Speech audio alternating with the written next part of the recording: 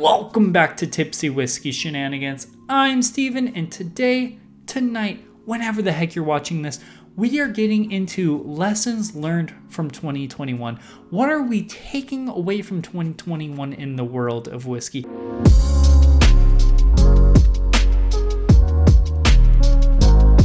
"2021 has been a wild year for a lot of people, as it has been for me. Starting this channel took up a lot of my free time and kind of threw it into the world of whiskey, where, I kind of already spent it on the world of whiskey, just in different ways. So I've invested a lot of my personal time and energy into the world of whiskey, this channel, and I learned a lot about tech stuff, camera stuff, all that jazz, just to, build this that I'm working on. But also, I learned a lot about whiskey that I didn't know previously. And these are kind of things that I think everyone who is in the world of whiskey should know if they didn't know already. So to start off this list, I want to talk about proof. Before this year, I was kind of a proof whore. I still slightly am, I'm not gonna lie. I like myself some proof. Proof isn't always that important, especially when you get into barrel proof stuff. There are fantastic barrel proofs around 110 to 120, which is my ideal area for drinking. Going into this year, I thought, I wanted those 140s, those high 130s, and I still do. I'm not gonna turn down a bottle just because it's a higher proof. But we've had a lot of releases in 2021 that were really low. And honestly, they were all fantastic. Fantastic whiskey doesn't always need to be insanely hot. It can still be really, really good at a lower proof. And then probably my favorite takeaway from this year is whiskey types. Whiskey types is a complicated subject. A lot of people, they usually start off in one category or another. I personally started off in just bourbon. I freaking love bourbon. Bourbon is still my primary whiskey to drink. That being said, I recently gotten a Scotch this year. I gotten a rye whiskey this year, and I'm loving it. Before this year, I didn't try any quality Scotch ever. I've only had crappy blended Scotches, and I finally picked up first bottle of this year, or first bottle of 2021 was this Glenmorangie de la Santa. And this kind of sparked my love for Scotch. And then I bought an Old Forester 100 proof rye. That started my love for rye. And honestly, I've probably bought more rye this year than I have bourbon. What I'm trying to say is don't get yourself stuck in one category or the other. There's whiskey from all over the world that is fantastic, and you should try it out. I've tried Japanese whiskey, Scotch whiskey, Texas bourbon, American single malts, all sorts of things that I didn't try previously to this year that I absolutely love. And it gets you out of just one simple flavor profile.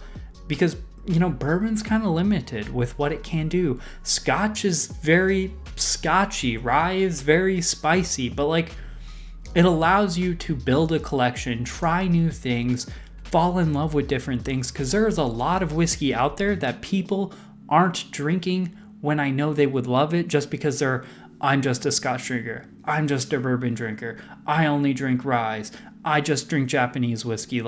There is amazing whiskey in every single category out there for someone. Honestly, I highly doubt you could find one person who's I only drink bourbon, and not find a Scotch, Japanese whiskey, Irish whiskey, or anything else underneath the sun that they're not damn, that's actually pretty good. The last thing that I learned from this past year is store picks, which is a complicated subject, which I could probably dedicate a whole video to, and I honestly might in the future. In a world where those limited editions, rare new releases are hard to find, super allocated, sometimes if you can find them, you're paying way too much for them.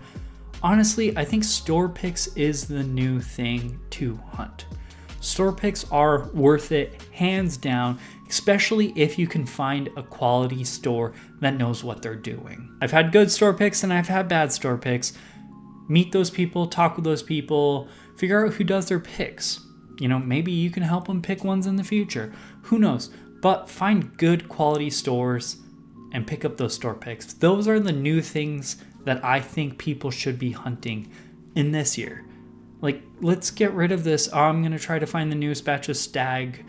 Or I guess it's just Stag. It's not Stag Junior anymore. Let's get rid of trying to hunt that down for $200 or whatever, where you can buy like Knob Creek 9-year-old store picks for $60. I would rather buy 3 Knob Creek 9-year-old store picks, and those are 9-year-old. So they're like the baseline of their store picks, where I don't have to hunt for those. If I find a quality one, I got 3 of those over buying a Stag Junior for $200. So that's just my 2 cents. I know I'm getting kind of ranty here, but overall, I learned a lot from 2021, and I'm gonna bring that information into 2022. I love that I found out that sometimes lower proof barrel proofs are the shit. Those are all 3 of my top whiskeys were that. So I love that. I love that I fell in love with Scotch. I fell in love with Japanese whiskey. I've tried a lot of Irish whiskey. I've just tried a lot of different whiskey because honestly, sometimes bourbon can get very monotonous, even though it is the stuff I drink probably 60% of the time. 40% of the time, you want a rye, you want a Scotch. You want to try new things, and trying new things is exciting. It's fun, and I think people need to do it more often. You should challenge yourself, try new things, be adventurous, find new whiskey. I mean, be adventurous. It's not like you're jumping off a freaking tightrope or flying out in an airplane. You're just drinking more whiskey, but you know what I mean. And then lastly, store picks. I think I've changed my mind on like hunting allocated stuff. And now, honestly, I just think store picks are the thing to look out of. Those are the new limited editions, in my opinion, or that's the way I see the trend.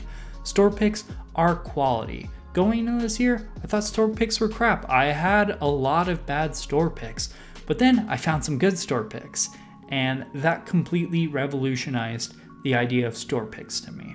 So don't sleep on those. They're fantastic. But that's going to be a wrap for this video. Please do me a favor, like, comment, subscribe. Let us know what you guys thought about my lessons learned. I know this is a wildly different idea than we usually talk about. I usually don't sit up here and monologue in front of a camera for 20 minutes. But I learned a lot this year and I wanted to share it. What did you guys learn from this year? What have you guys learned in the past years about whiskey that you wish you knew when you were younger? Also, check out our Facebook, Instagram, and the Patreon. The link for that is down there below. We appreciate you so much for your support. Cheers, y'all. We'll see you later.